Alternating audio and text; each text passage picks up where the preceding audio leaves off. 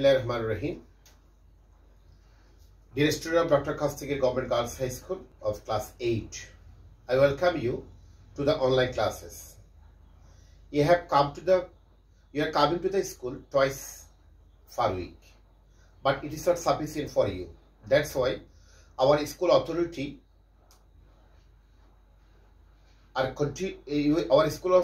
is continuing to the classes, online classes to you. That's why I'm taking the classes of class 8 English second paper through online.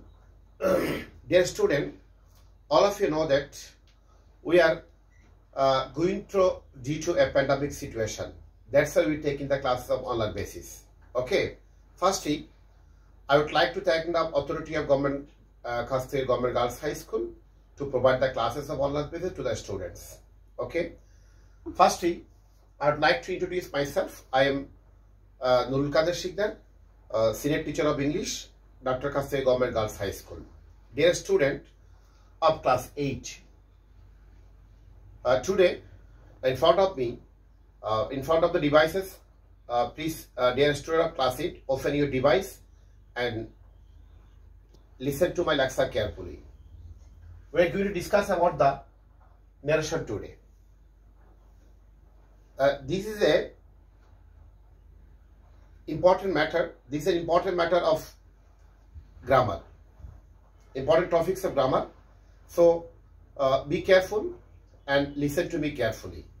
For better understanding, I am telling Bengali.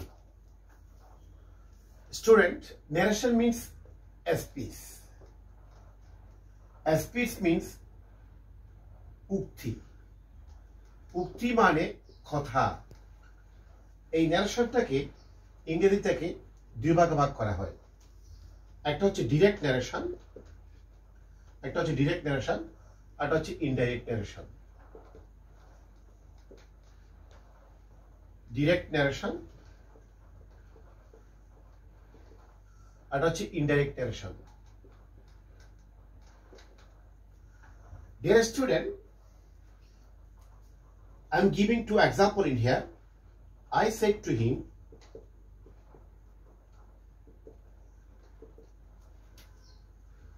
how are you?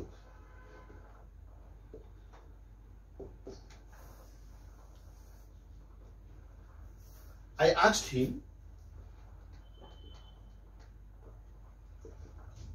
how he was. There are two kinds of speech in here. I said to him, how are you? I asked him how he was. যদি আমরা বাংলা অর্থ করি, I said to him, how are you? আমি তাকে বললাম তুমি কেমন আছো। এটা আমার কথাটা আমি বললাম।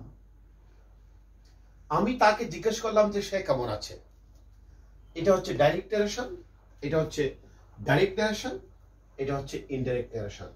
আমার উক্তিটা I said to him directly আমি বললাম, আর আমার উক্তিটাকে ইনডাইরেক্ট করে বললাম, এটা হচ্ছে ইনডাইরেক্ট ন্যারেশন। এটা হচ্ছে ডাইরেক্ট ন্যারেশন, এটা হচ্ছে ইনডাইরেক্ট ন্যারেশন।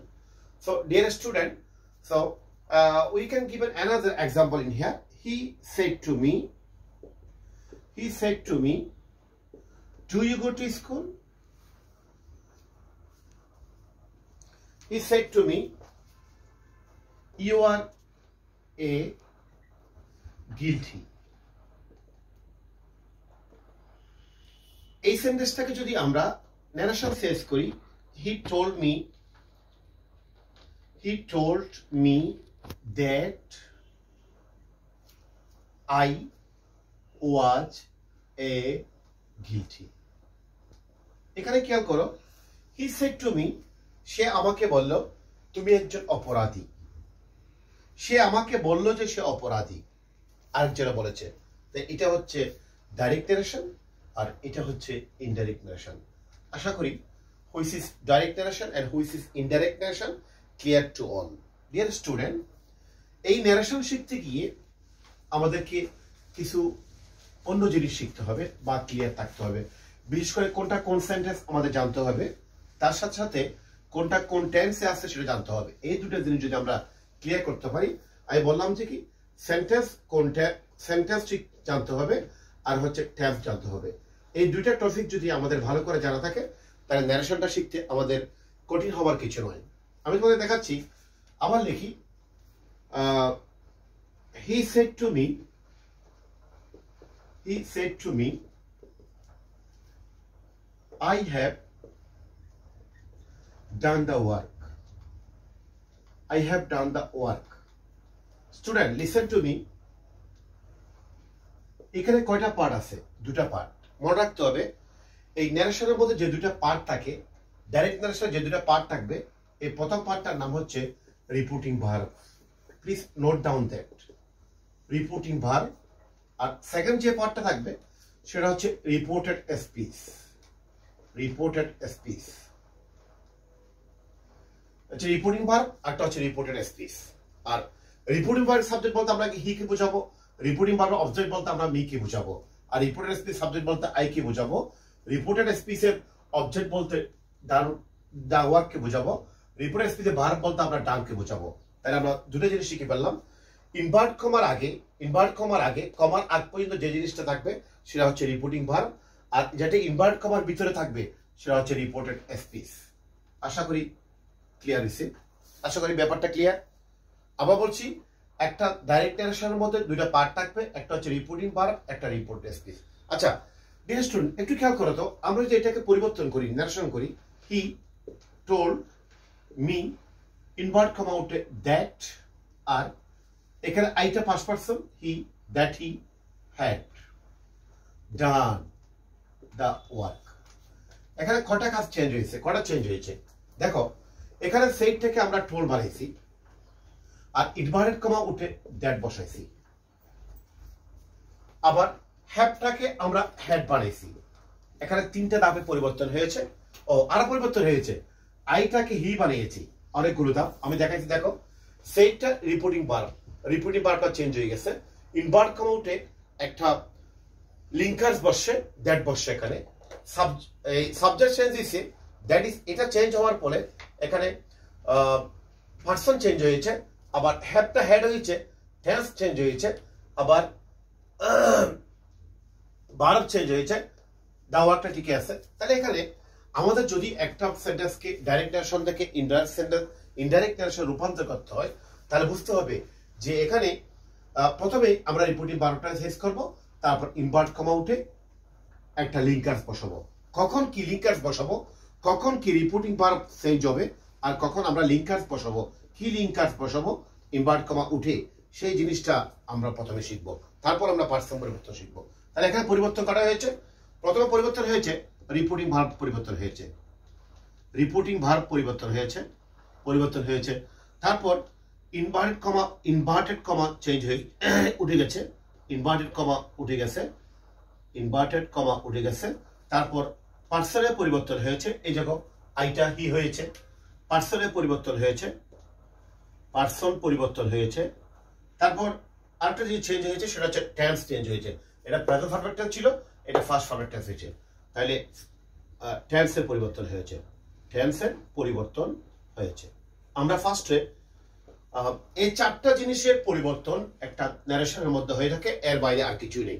রিপোর্টিং ভার্ব পরিবর্তন হবে, ইনভার্টেড কমা উঠে লিঙ্কার্স বসবে, আর পার্সন পরিবর্তন হবে, টেন্সের পরিবর্তন হবে। আমরা এই চারটা পরিবর্তনের মধ্যে আমরা প্রথম দুটো নিয়ে আজকে আমাদের class.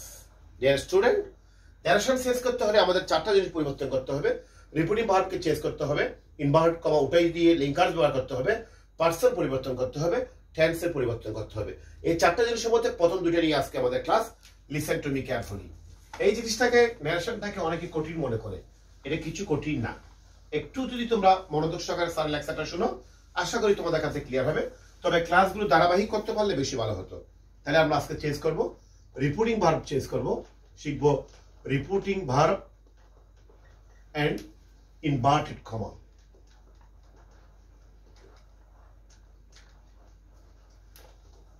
Deer student, listen to me.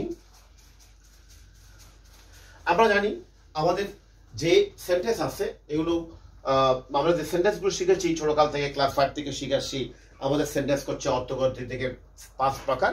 একটা হচ্ছে অ্যাসার্টিভ, এখানে আমরা 3টা কলাম করব। একটা হচ্ছে সেন্টেন্স, একটা হচ্ছে রিপোর্টিং ভার্ব, একটা হচ্ছে ইনভার্টেড কমা।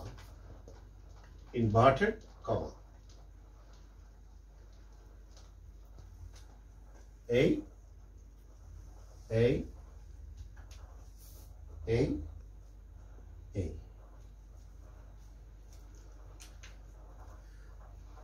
আমরা এখানে আমরা অর্থগত সেন্টেন্স প্রথমে শিখছি অ্যাসার্টিভ। অ্যাসার্টিভ পর আমরা শিখছি ইন্টারোগেটিভ,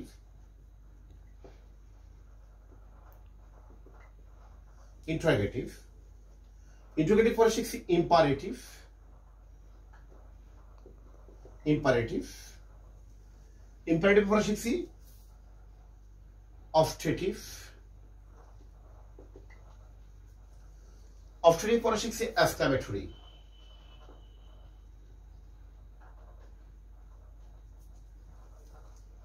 ডিয়ার স্টুডেন্ট, অ্যাসার্টিভ সেন্টেন্সের রিপোর্টিং ভার্ব যদি আমি যে সেন্টেন্সটা করাইছিলাম সেটা দেখছো, যদি অবজেক্ট থাকে না থাকে সেট থেকে যাবে, আর অবজেক্ট থাকলে রিপোর্টিং ভার্বটা টোল্ড হবে, সেটটা টোল্ড হয়ে যাবে, আর ইনভার্ট কমা উঠে দ্যাট বসবে। এটা হচ্ছে অ্যাসার্টিভ সেন্টেন্সের পরিবর্তন। দুটো পরিবর্তন শিখতেছি, আমাদের পরিবর্তন করতে হবে চারটা, আমরা আপাতত দুটো শিখতেছি। রিপোর্টিং ভার্ব এবং ইনভার্ট কমা উঠে কি বসে। যদি রিপোর্টেড স্পিচটা অ্যাসার্টিভ সেন্টেন্সের হয়ে থাকে তার রিপোর্টিং ভার্বটা সেট হবে। কখন সেট হবে? যদি অবজেক্ট রিপোর্টিং ভার্ব অবজেক্ট না থাকে তাহলে সেট হবে, যদি অবজেক্ট থাকে তাহলে টোল্ড হবে, আর ইনভার্ট কমা উঠে দ্যাট বসবে। ইন্টারোগেটিভ সেন্টেন্স আমরা সবাই জানি রিপোর্টিং ভার্বটা যে কোনো অবস্থাতে ইন্টারোগেটিভ সেন্টেন্সে আস্ট হয়ে যাবে, আর ইনভার্ট কমা উঠে ইফ বসবে, ইফ বা whether oblique WS word. Sir কখন ডব্লিউএস ওয়ার্ড বসবে, কখন ইফ বসবে? Listen to me very carefully, একদম খেয়াল করলে পেরে যাবা।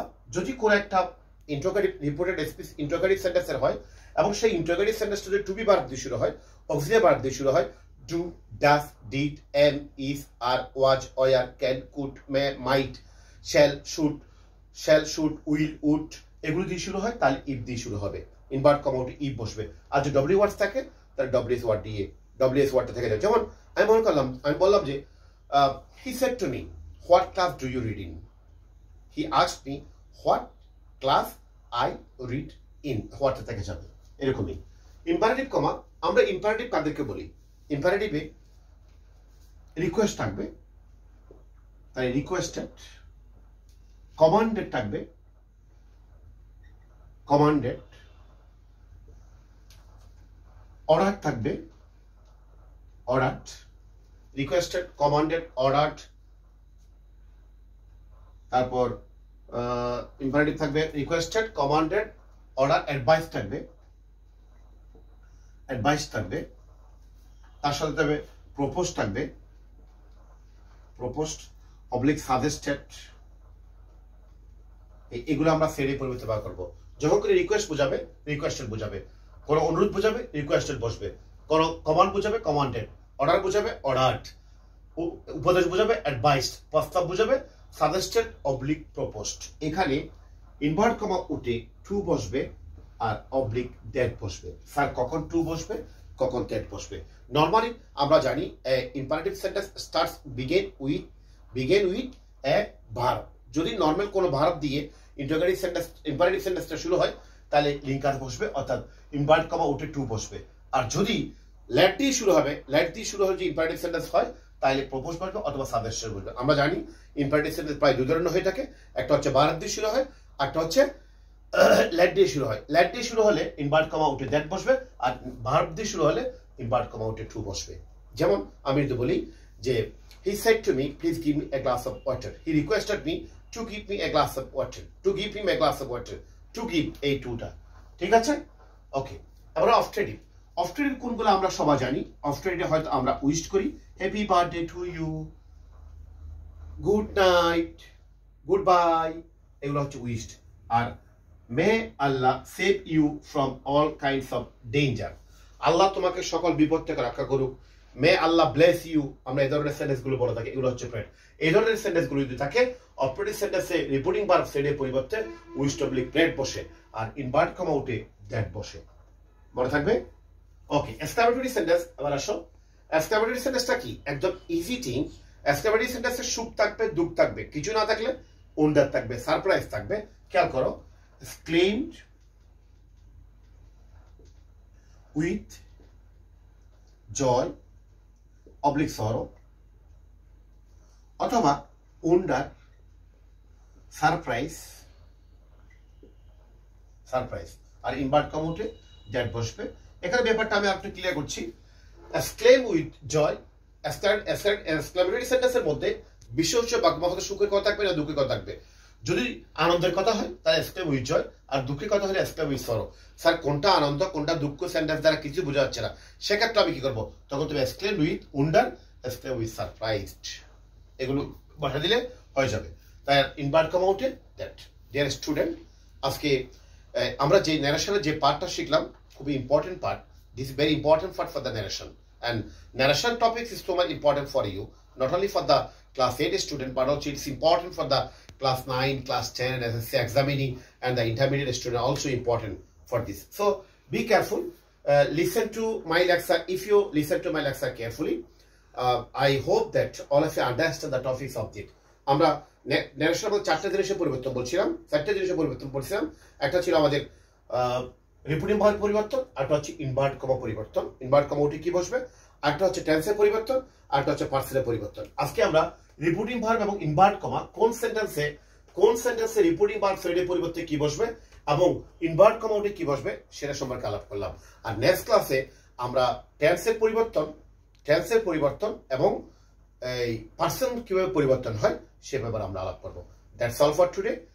Stay home, stay safe, follow the rules of health and hygiene provided by our health ministry. Thank you very much.